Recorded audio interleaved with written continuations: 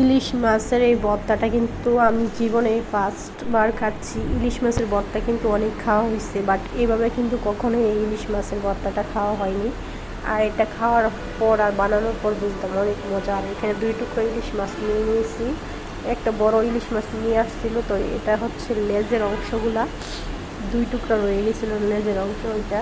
আর প্রচণ্ড ঠান্ডা, কিছু খেতেই ভালো লাগে না, সেই জন্য ভাবলাম যে একটু ভর্তা বানাই, তাহলে খাওয়া যাবে।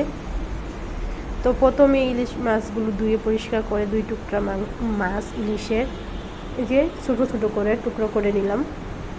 আর যে যেখান থেকে দেখতেছেন অবশ্যই ভালো লাগলে চ্যানেলটাকে সাবস্ক্রাইব করে রাখবেন এবং লাইক কমেন্ট করতে ভুলবেন না। আর আপনাদের প্রিয়জনদেরকে অবশ্যই শেয়ার করে দিবেন,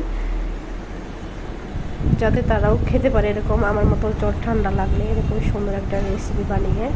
তখন মুখের মধ্যে কিন্তু অনেক রুচি আসবে, ভাত খেতেও ভালো লাগবে। তো চলুন কথা না বাড়িয়ে মূল রেসিপিটা দেখিয়ে দিই। তো এখানে হচ্ছে পেঁয়াজ আর রসুন, এগুলো কেটে ধুয়ে পরিষ্কার করে নিয়েছি। তো এখানে প্লেটের মধ্যে দেখতে পাচ্ছি নিয়ে নিচ্ছি, আর একটু ঘন করে কেটেছি পেঁয়াজটা।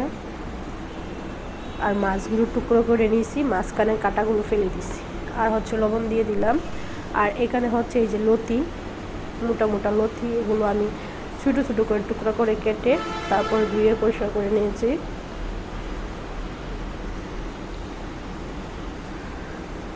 তো লতিগুলো একটু ছোটো ছোটো করে কেটে নিতে হবে রেসিপিটার জন্য। তো এখন লতিগুলো দিয়ে দিলাম,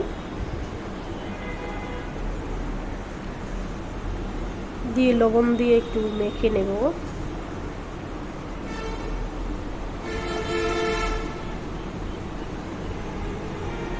এখানে হলুদের গুঁড়া, মরিচের গুঁড়া একটু দিয়ে দিব, দিয়ে হাত দিয়ে ভালো করে মেখে নেব। আর হচ্ছে ধনিয়ার গুঁড়াও দিয়ে দিলাম,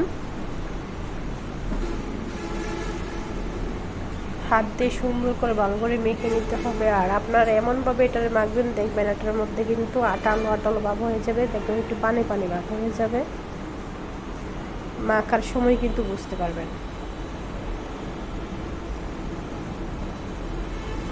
তারপরে মাখার পর আমি 10 মিনিটের মতো এটা রেস্টে রেখে দেব।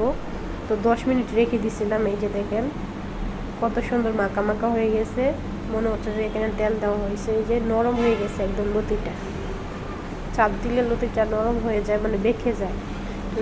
রেস্টে রেখে দিলে এই ভর্তার মজাটা কিন্তু আরও বেশি হয়ে যায়। তো এই ভর্তাটা বানানোর জন্য আসল যেই পদ হচ্ছে শুকনো মরিচ। এই শুকনো মরিচটা এখন আমি ভেজে নিচ্ছি। কড়াইয়ের মধ্যে তেল দিয়ে দিলাম আমি আমার পরিমাণ মতো। কড়াইটা গরম হওয়ার পরে কিন্তু মরিচগুলো এখন ভেজে নিচ্ছি। মরিচগুলো খুব বেশি করে পুড়ে ফেললে কিন্তু ভর্তাটা আর খেতে ভালো লাগবে না। একটু লবণের ছিটা দিয়ে দিলাম, লবণের ছিটা দিলে মরিচটা অনেকক্ষণ থাকবে, মুসমুসে থাকবে, আর খুব তাড়াতাড়ি কিন্তু মরিচটা ভাজা হয়ে যায়, সুন্দর একটা ঘ্রাণও আসে।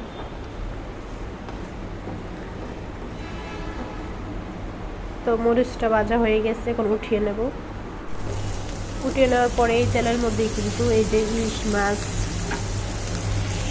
পেঁয়াজ, রসুন, লতি সব কিছু কিন্তু আমি মেখে রেখে দিয়েছিলাম, এটা কিন্তু ভেজে নিচ্ছি এই তেলের মধ্যে।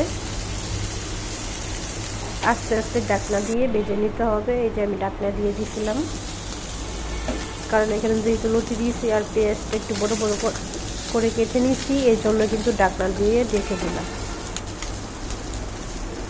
ঢাকনা দিয়ে ঢেকে দিয়ে কিন্তু আস্তে আস্তে করে ভেজে নিচ্ছি।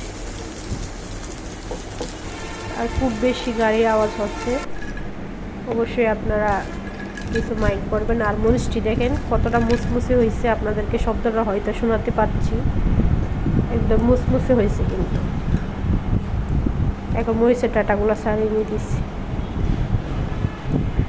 ডাঁটা সহ মরিচ ভাজলে হয় কি, মরিচটা একদম মুসমুসে থাকে অনেক সময়, অনেকক্ষণ ধরে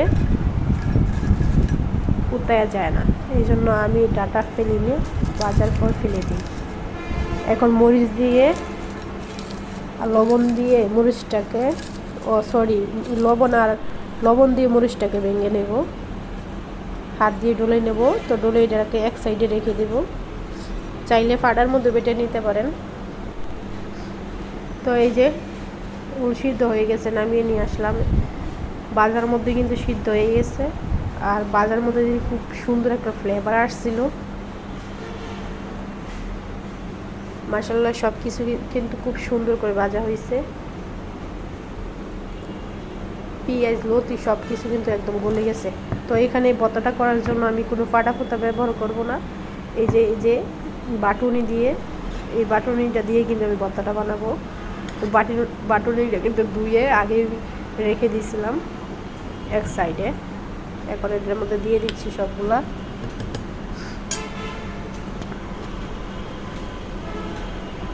চাইলে পাটার মধ্যে ওই ভর্তাটা বানানো যায়, পাটার মধ্যে বানিয়ে নিতে পারেন। আমি পাটায় আজকে বানাবো না, এভাবেই বানাবো।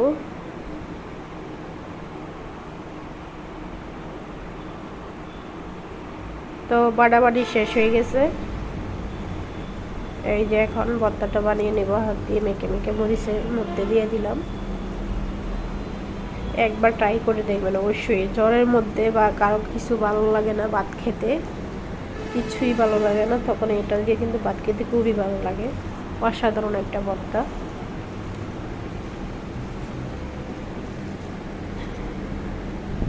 চাইলে আপনারা এভাবে বানায় খাইতে পারেন।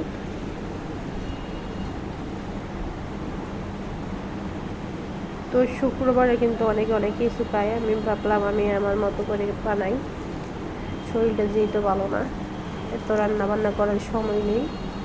এটা কালকের ভিডিও, কালকে এই ভর্তাটা বানিয়েছিলাম, আর আজকে কী করি কে জানে, কি রান্না করি।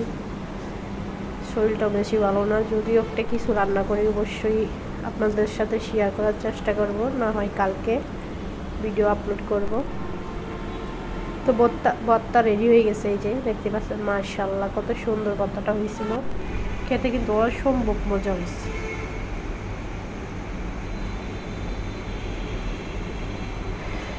তো সবাই ভালো থাকবেন, সুস্থ থাকবেন, আল্লাহ হাফেজ।